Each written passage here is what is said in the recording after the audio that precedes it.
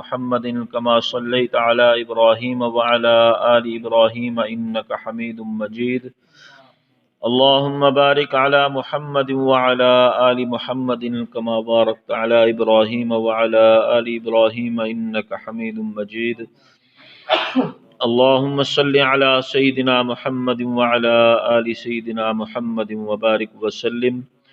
اللهم صل على سيدنا محمد وعلى آل سيدنا محمد وبارك وسلم اللهم صل على سيدنا محمد وعلى آل سيدنا محمد وبارك وسلم۔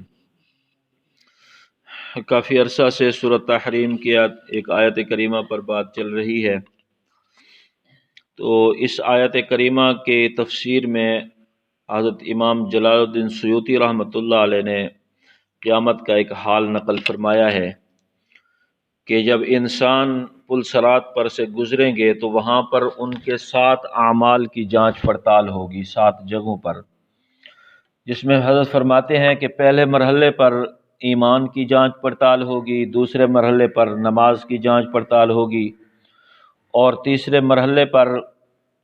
زکوٰۃ کی بلکہ رمضان المبارک کے روزوں کی جانچ پڑتال ہوگی، اور چوتھے مرحلے پر زکوٰۃ کی جانچ پڑتال ہوگی، اور 5ویں مرحلے پر حج اور عمرے کی جانچ پڑتال ہوگی، اور پھر 6 مرحلے پر حضرت فرماتے ہیں کہ انسان جو وضو کرتا ہے اللہ رب العزت کی عبادت کرنے کے لیے، اس وضو کی جانچ پڑتال ہوگی۔ اور ہمارے ذہن میں جس طرح ایک تصور پایا جاتا ہے کہ وضو کیا ہے کہ ہم نے ہاتھ دھو لیے، پیر دھو لیے، منہ دھو لیا، یہ وضو ہے، جبکہ ایسا نہیں ہے۔ وضو اللہ رب العزت کی ایک بہت بڑی عبادت ہے، اسی لیے حضرت فرماتے ہیں کہ پل صراط پر انسان کے وضو کی جانچ پڑتال ہوگی کہ اس کا وضو صحیح تھا یا نہیں تھا۔ یہ وضو کو معمولی چیز نہیں ہے، اور اس وضو پر بات چل رہی تھی، تو یہ بات میں نے عرض کی تھی کہ آپ صلی اللہ علیہ وسلم نے فرمایا کہ جو انسان وضو کے شروع میں بسم اللہ نہیں پڑھتا تو اس کا وضو کامل نہیں ہوتا، ناقص ہوتا ہے۔ جو انسان وضو کے شروع میں بسم اللہ الرحمن الرحیم نہیں پڑھتا اس کا وضو کامل نہیں ہوتا بلکہ ناقص ہوتا ہے، اور پھر وہ اللہ رب العزت کی جو اس وضو کے ساتھ وہ عبادت کرتا ہے وہ صاف ظاہر عبادت بھی پھر ناقص ہی ہوگی۔ پھر ہم یہ کنفرم نہیں کہہ سکتے کہ وہ وضو یا اس وضو کے ساتھ جس وضو میں بسم اللہ الرحمن الرحیم نہ پڑھا گیا ہو تو اس وضو کے ساتھ جو بھی عبادت کی جائے ممکن ہے کہ وہ اللہ کی بارگاہ میں قبول بھی نہ ہو، ایک بات۔ اور دوسری بات، آپ صلی اللہ علیہ وسلم وضو کے دوران جو کثرت سے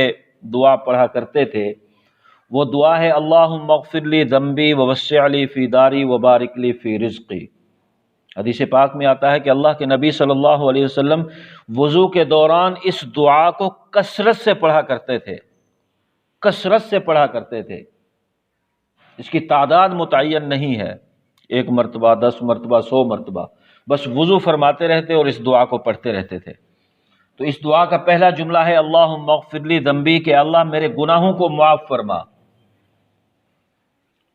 اور اس جملے پر پچھلے جمعہ کو میں نے کچھ عرض کیا تھا،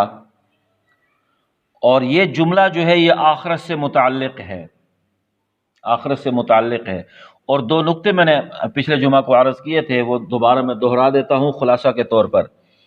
کہ ایک نقطہ تو یہ ہے کہ جب انسان وضو کرتا ہے تو وضو کے ذریعے سے وہ اپنے ظاہری جو اس کے اعضاء ہیں ان اعضاء کے میل کچیل کو وہ صاف کر رہا ہوتا ہے، یعنی ہاتھ دھو رہا ہے تو ہاتھوں کا جو میل ہے وہ صاف ہو رہا ہے، اور جب منہ دھوتا ہے تو منہ کا میل صاف ہوتا ہے، پیر دھوتا ہے تو پاؤں کا میل جو ہے وہ صاف ہوتا ہے۔ لیکن اللہ کے نبی صلی اللہ علیہ وسلم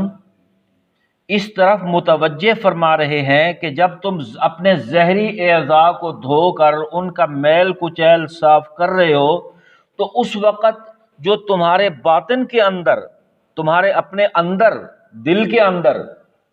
جو گناہوں کی گندگی جمی ہوئی ہے، میل کچیل جمع ہوا ہے، تم اس وقت یہ دعا پڑھو اور کہو کہ اللہم اغفر لی ذنبی، کہ اے اللہ میرے ظاہری میل کچیل کے ساتھ ساتھ میرے باطن کا جو میل کچیل یعنی گناہ ہے، میرے گناہوں کو بھی تو معاف فرما دے۔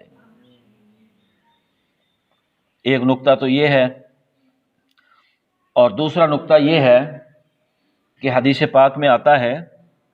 کہ آپ صلی اللہ علیہ وسلم نے ارشاد فرمایا کہ جب انسان وضو کر رہا ہوتا ہے تو جو انسان کے صغیرہ گناہ ہوتے ہیں، چھوٹے گناہ، وہ وضو کے دوران خود بخود معاف ہونا شروع ہو جاتے ہیں، خود بخود وہ معاف ہوتے رہتے ہیں، چاہے انسان ان کے لیے توبہ کرے یا نہ کرے۔ لیکن کبیرہ گناہوں کے لیے یعنی بڑے جو گناہ ہیں ان کے لیے توبہ شرط ہے کہ جب تک توبہ نہیں کرے گا کبیرہ گناہوں سے، اس وقت تک وہ انسان کے کبیرہ گناہ معاف نہیں ہوتے۔ لیکن اللہ کے نبی صلی اللہ علیہ وسلم یہ ترتیب بتا رہے ہیں کہ جب تم وضو کر رہے ہو تو وضو کے دوران تمہارے جو صغیرہ گناہ ہیں وہ تو خود بخود معاف ہو رہے ہیں، دھل رہے ہیں، لیکن اس وقت تم اللہ رب العزت سے کبیرہ گناہوں کی بھی معافی مانگو اور کہو کہ اللہم اغفر لی ذنبی، کہ اللہ میرے صغیرہ گناہوں کے ساتھ ساتھ میرے کبیرہ گناہوں کو بھی معاف فرما دے۔ اس لیے آپ صلی اللہ علیہ وسلم نے فرمایا کہ جب انسان سنت کے مطابق وضو کرتا ہے اور وضو کر کے پھر جب وہ فارغ ہوتا ہے تو اس کے صغیرہ اور کبیرہ تمام گناہ معاف ہو چکے ہوتے ہیں، اور فرمایا کہ وہ ایسے ہو چکا ہوتا ہے جیسے آج ہی وہ ماں کے پیٹ سے باہر آیا ہو، اس کی ماں نے آج ہی اس کو جنا ہو۔ تو بہرحال یہ پہلا جملہ جو ہے یہ تو ہے آخرت سے متعلق، پھر اس کے بعد دو جملے ہیں وہ دنیا سے متعلق ہیں، جس میں فرمایا کہ ووسع لی فی داری، کہ اللہ میرے گھر کے اندر کشادگی اور وسعت عطا فرما، میرے گھر میں کشادگی اور وسعت عطا فرما۔ اور یہ کشادگی جو ہے یہ دو قسم کی ہوتی ہے، ایک کشادگی تو ظاہری ہے، یعنی گھر جو ہے وہ بہت لمبا چوڑا ہو، کمرے بڑے ہوں، صحن بڑا ہو، وسیع و عریض جو ہے نا وہ برآمدہ ہو، ایک کشادگی تو یہ ہے۔ اور دوسری کشادگی جو ہے وہ معنوی ہے، کہ یعنی جب انسان اپنے گھر کے اندر داخل ہو تو داخل ہوتے ہی انسان کو ایک راحت اور سکون نصیب ہو گھر کے اندر۔ لیکن اگر گھر تو بہت بڑا ہے لیکن انسان گھر کے اندر داخل ہوتا ہے، یعنی کوٹھی ہے یا بنگلہ ہے، لیکن جب انسان گھر کے اندر داخل ہوتا ہے تو گھر والوں کا، بیوی بچوں کا طرز عمل ایسا ہے کہ جس سے انسان کو تنگی محسوس ہوتی ہے، اس کو آرام اور سکون نہیں ملتا، تو پھر وہ ظاہری کشادگی جو ہے وہ کسی کام کی نہیں ہے۔ کیونکہ قرآن پاک میں اللہ رب العزت فرماتے ہیں کہ واللہ جعل لکم من بیوتکم سکنا، کہ یعنی اللہ رب العزت نے تمہارے گھروں کو تمہارے لیے سکون کی جگہ بنایا ہے، لہذا گھر کا سب سے اعلیٰ وصف یہ ہے کہ انسان اس گھر کے اندر داخل ہو تو داخل ہوتے ہی اس کو سکون محسوس ہو۔ یہ سب سے اعلیٰ وصف ہے گھر کا۔ لیکن اگر بہت بڑا بنگلہ ہے، کوٹھی ہے، لیکن انسان اس کے اندر داخل ہوتا ہے تو انسان کو سکون نہیں ملتا، تو بڑی کوٹھی اور بڑا بنگلہ کسی کام کا نہیں ہے۔ لیکن اس کے برعکس دوسری طرف ایک معمولی سی جھونپڑی ہے، لیکن انسان اس کے اندر داخل ہوتا ہے تو اس کو سکون محسوس ہوتا ہے، تو وہ جھونپڑی بڑے بڑے محلات سے بہتر ہے، کیونکہ اس کے اندر انسان کو سکون تو مل رہا ہے۔ تو اس لیے اللہ کے نبی صلی اللہ علیہ وسلم نے دعا فرمائی کہ یا اللہ میرے گھر کے اندر وسعت اور کشادگی عطا فرما۔ بلکہ ایک حدیث پاک میں آپ صلی اللہ علیہ وسلم نے ارشاد فرمایا کہ 3 چیزیں انسان کی خوش بختی کی علامت ہیں، یعنی سعادت ہیں۔ فرمایا کہ ایک نیک سیرت اچھی با اخلاق بیوی، اور دوسرا فرمایا کہ کشادگی والا گھر، اور تیسرا فرمایا کہ خوشگوار اور آرام دہ سواری۔ یہ انسان کی خوش بختی کی علامت ہے 3 چیزیں۔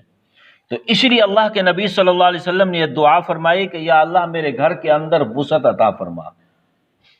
اور پھر یہ کشادگی کا لفظ اتنا وسیع ہے کہ اس کے معنی صرف یہ نہیں ہے کہ گھر جو ہے وہ بہت بڑا ہو، بہت بڑا گھر ہو، بلکہ اس کے اندر یہ بات داخل ہے کہ اس گھر کے اندر جو رہنے والے ہیں ان کے دل آپس میں ملے ہوئے ہوں، پیار ہو، محبت ہو۔ لیکن انسان اگر گھر کے اندر داخل ہوتا ہے اور داخل ہوتے ہی اس کو راحت اور سکون نہیں ملتا بلکہ وہ ایک عذاب کے اندر مبتلا ہو جاتا ہے، تو وہ بڑا گھر کسی کام کا نہیں ہے۔ تو یہ دوسرا جملہ ہے، وَوَسِّعْ لِي فِي دَارِي، فرمایا کہ یا اللہ میرے گھر کے اندر وسعت اور کشادگی عطا فرما۔ اور پھر تیسرا جملہ ارشاد فرمایا کہ وَبَارِكْ لِي فِي رِزْقِي، کہ اللہ میرے گھر کے اندر، میرے رزق کے اندر برکت عطا فرما۔ اور اس جملہ میں بھی غور کرنے کا مقام ہے کہ اللہ کے نبی صلی اللہ علیہ وسلم نے یہ دعا نہیں فرمائی کہ یا اللہ مجھے زیادہ رزق عطا فرما یا میرے مال میں اضافہ فرما، بلکہ اللہ کے نبی صلی اللہ علیہ وسلم نے یہ دعا فرمائی ہے کہ یا اللہ میرے رزق میں برکت عطا فرما۔ اور اس کے ذریعے سے اللہ کے نبی صلی اللہ علیہ وسلم نے ہمیں یہ ایک سبق دیا ہے کہ مال و دولت جتنا بھی ہے، دنیا کا مال و دولت، اس کی گنتی بڑھ جانے سے کچھ نہیں ہوتا جب تک کہ اللہ رب العزت کی طرف سے اس مال کے اندر، رزق کے اندر برکت نہ ہو۔ اگر اللہ رب العزت برکت عطا فرما دیں تو مزدور کی تھوڑی سی تنخواہ میں برکت عطا فرما دیتے ہیں، اور جس سے اس کو چین اور سکون نصیب ہو جاتا ہے۔ لیکن اگر اللہ رب العزت برکت اٹھا لے تو کروڑ پتی اور اربوں پتی انسان کا مال جو ہے اس کے لیے بجائے راحت کا سبب بننے کے بجائے الٹا عذاب کا سبب بن جاتا ہے۔ اور یاد رکھیں کہ اللہ رب العزت سے مانگنے کی چیز جو ہے وہ گنتی نہیں بلکہ برکت ہے، بلکہ گنتی کو تو اللہ رب العزت نے مذمت کے پیرا میں بیان فرمایا ہے۔ یہ فرمایا کہ ویل لکل ہمزۃ لمزہ الذی جمع مالا وعددہ، فرمایا کہ دردناک عذاب ہے اس شخص کے لیے جو دوسروں کو تانے مارتا پھرتا ہے، ان کی عیب جوئیاں کرتا ہے۔ اور فرمایا کہ الذی جمع مالا وعددہ، اور اس شخص کے لیے بھی دردناک عذاب ہے جو اپنے مال کو ہر وقت جمع کرتا رہتا ہے، وعددہ، پھر اس کو گنتا رہتا ہے کہ اب 100 ہو گئے، اب 1000 ہو گئے، اب لاکھ ہو گئے، اب کروڑ ہو گئے۔ لیکن دیکھنے کی چیز جو ہے، یعنی یوں سمجھ لیں کہ گنتی کو اللہ رب العزت نے مذمت کے پیرائے میں بیان فرمایا ہے، لیکن دیکھنے کی چیز جو ہے وہ یہ ہے کہ اس گنتی بڑھنے کے نتیجے میں انسان کو کچھ سکون بھی ملا یا نہیں ملا۔ اگر انسان کے پاس گنتی تو بہت زیادہ ہے، یعنی اس کا مال اربوں میں ہے، کھربوں میں ہے، لیکن اور اس کے پاس جاگیریں بھی بہت زیادہ ہیں، اس نے کوٹھیاں بنا لی، محلات بنا لیے، جاگیریں خرید لی، لیکن خود جیل خانے کے اندر پڑا ہوا ہے یا بستر مرگ کے اوپر پڑا ہوا ہے، تو پھر سمجھ لیں کہ اس کا مال اس کے لیے راحت کا سبب بننے کے بجائے الٹا عذاب کا سبب بن رہا ہے۔ اور دوسری طرف ایک معمولی مزدور ہے اور وہ 8-10 گھنٹے مزدوری کرتا ہے، اور اس کے بعد اس کو تھوڑے سے پیسے ملتے ہیں، اور وہ گھر آتا ہے اور وہ بھرپور بھوک کے ساتھ وہ کھانا کھاتا ہے، اور اطمینان کے ساتھ اس کا وہ کھانا ہضم ہوتا ہے، پھر اس کے بعد وہ 8-10 گھنٹے کی بھرپور نیند لیتا ہے، اور صبح وہ تازہ دم ہو کر بیدار ہوتا ہے۔ تو اب آپ بتائیے کہ فائدے میں کون رہا، وہ اربوں پتی یا وہ مزدور؟ مزدور فائدے میں رہا، اس لیے کہ اس کے رزق کے اندر اللہ رب العزت نے برکت عطا فرما دی تھی، اس لیے وہ فائدے میں رہا۔ مفتی اعظم حضرت شیخ الاسلام مفتی محمد تقی عثمانی صاحب دامت برکاتہم العالیہ کے مواعظ میں ایک واقعہ لکھا ہے حضرت حکیم علامہ مولانا شریف تھانوی رحمۃ اللہ علیہ کے حوالے سے، کہ حضرت فرماتے ہیں کہ لکھنؤ کا ایک نواب صاحب تھے، بہت بڑے نواب تھے، اور بہت زیادہ، بہت بڑی بڑی ان کی جاگیریں تھیں، اور ہر جاگیر کے اندر محلات تھے، اور بڑے بڑے قلعے بھی انہیں بنا رکھے تھے، نوکر چاکر بھی تھے، اور ہر قسم کی ان کو نعمتیں بھی مہیا تھیں۔ لیکن وہ نواب صاحب کے معدے کے اندر ایک ایسی بیماری پیدا ہو گئی کہ ان کا جو ذاتی معالج تھا ڈاکٹر، اس نے کہہ دیا کہ اب ساری زندگی تمہارا ایک ہی علاج ہے اور غذا ہے کہ تم آدھا پاؤ بکری کے گوشت کا قیمہ لو اور اس کو مل کے کپڑے میں رکھ کر اس کو چھانو، پھر اس میں سے جو جوس نکلے گا وہ جوس تم نے پینا ہے، اور اس کے علاوہ تم کچھ نہیں کھا پی سکتے۔ ساری زندگی تم نے یہ جوس پینا ہے، جتنی زندگی تمہاری بقایا ہے ساری زندگی تم نے یہ جوس پینا ہے، اس کے علاوہ اور کچھ نہیں کھا پی سکتے۔ اب گھر کے اندر مختلف قسم کے کھانے پک رہے ہیں، بڑے اعلیٰ قسم کے، اور پھل میوہ جات موجود ہیں، لیکن وہ نواب صاحب آہیں بھی بھر رہے ہیں اور صرف وہ بکری کا قیمے کا جوس پی رہے ہیں۔ اور لکھنؤ کے اندر ایک دریا ہے، دریائے گومتی کہتے ہیں اس کو۔ تو ایک دن وہ نواب صاحب دریائے گومتی کے کنارے جو ان کا محل تھا، اس محل کے اندر کھڑکی کے ساتھ بیٹھے ہوئے تھے، تو دیکھا کہ ایک پھٹے پرانے کپڑوں میں ایک مزدور آدمی آیا، اور عین دوپہر کا وقت تھا، گرمی تھی، اور اس کے ہاتھ کے اندر ایک چھوٹی سی پوٹلی تھی،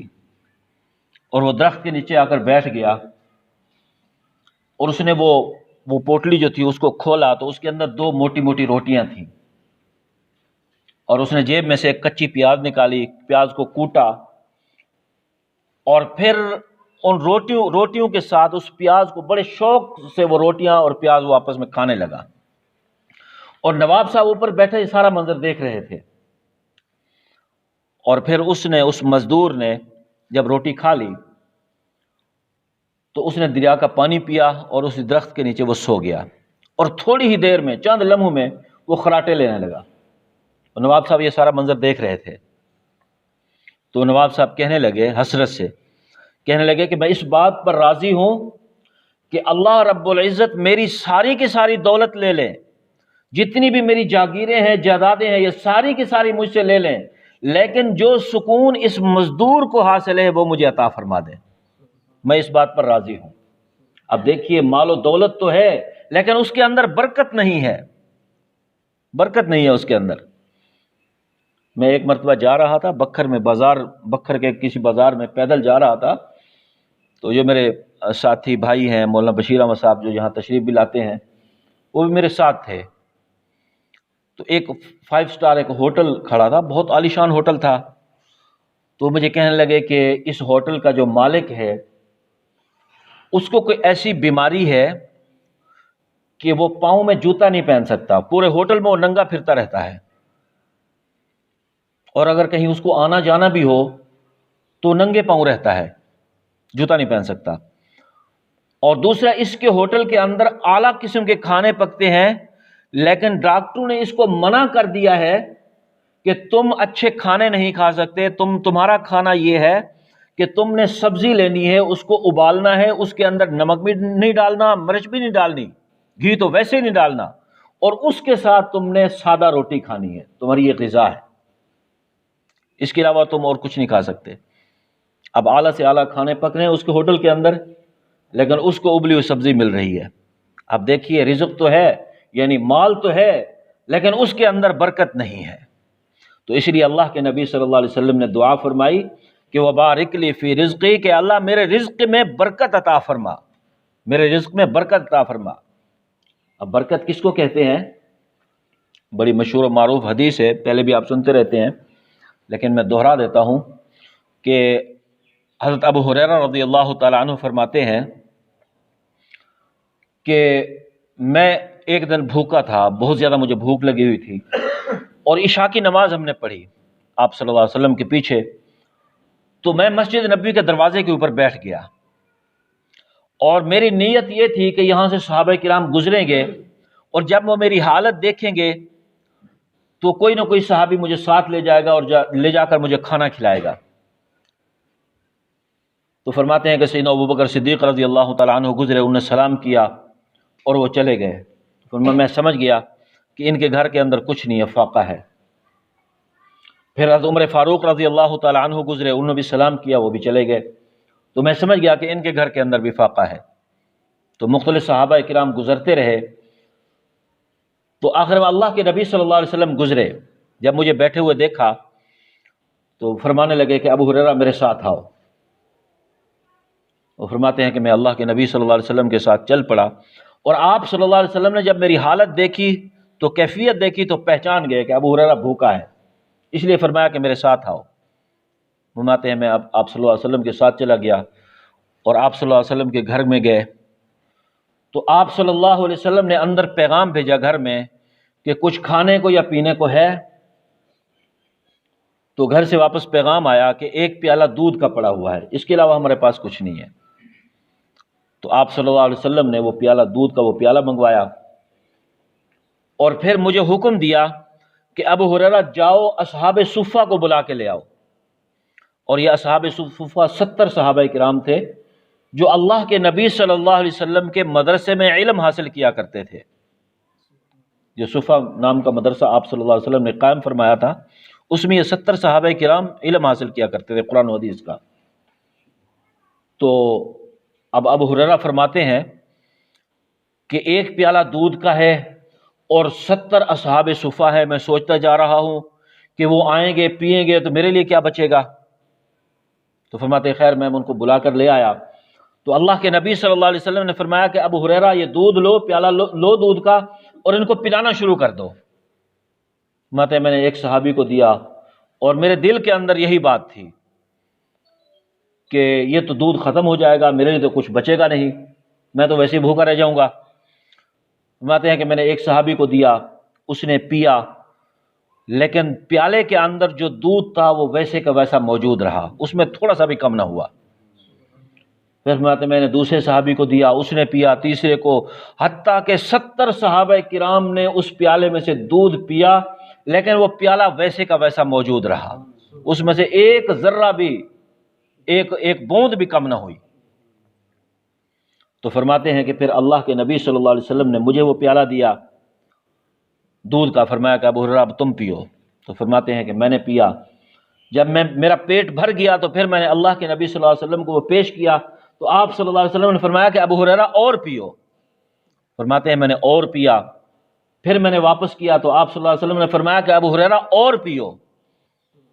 تو میں نے عرض کیا کہ یا رسول اللہ صلی اللہ علیہ وسلم میرا پیٹ بھر چکا ہے، اب اور گنجائش نہیں ہے۔ تو اللہ کے نبی صلی اللہ علیہ وسلم نے پھر اس کو اپنے منہ مبارک سے لگایا تو اس کا دودھ ختم ہو گیا۔ تو اس کو برکت کہتے ہیں، اس کو برکت کہتے ہیں۔ اس لیے اللہ کے نبی صلی اللہ علیہ وسلم ہمیں متوجہ فرما رہے ہیں